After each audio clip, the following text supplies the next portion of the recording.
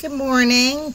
So instead of writing a regular blog on this subject, it was so filled with information, I thought it would be better to do a video blog, even though the quality of this video is terrible, but I'm working on that.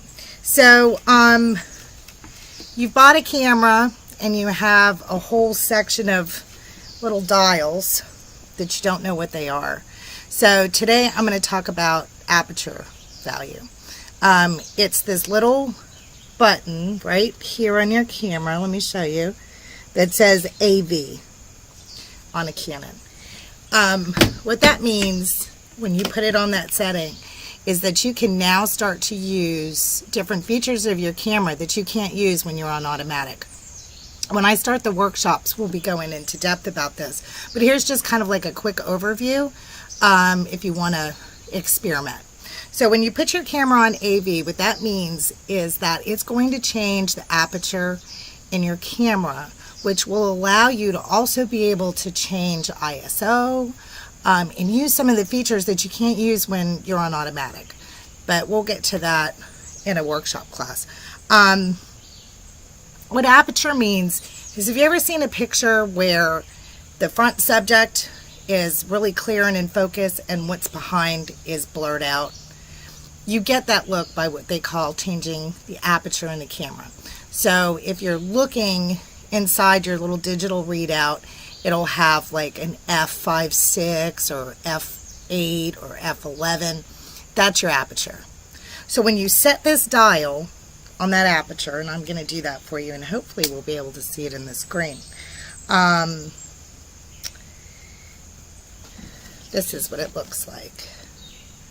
This number right here is what's going to determine if you have a blurred background or everything is in focus.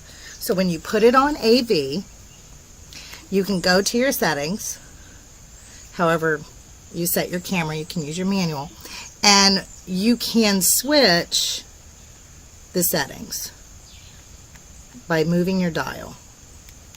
So as you see everything changing, I'm at an f16. Here's what those numbers mean. In your camera, it opens and closes, and it determines how much light is going to come in to the camera, and it also determines the depth of field. So an f16 in your camera has got a little hole about that big, so it's not going to let as much light in. But what it's going to do is let you take a picture from front to back and everything be in focus. The bigger the number, the hole in the camera is bigger. I mean, the smaller the number, it's like a 2.8 or a 4.0, means that it's going to let a lot of light in, but it's going to blur your background.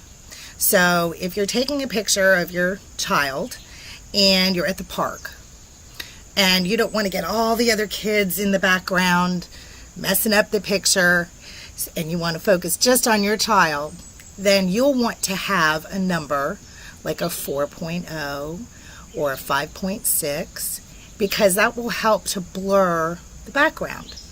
If you want to show the kids that are on the playground in the image, then you would use a larger number, like an f11 or an f14.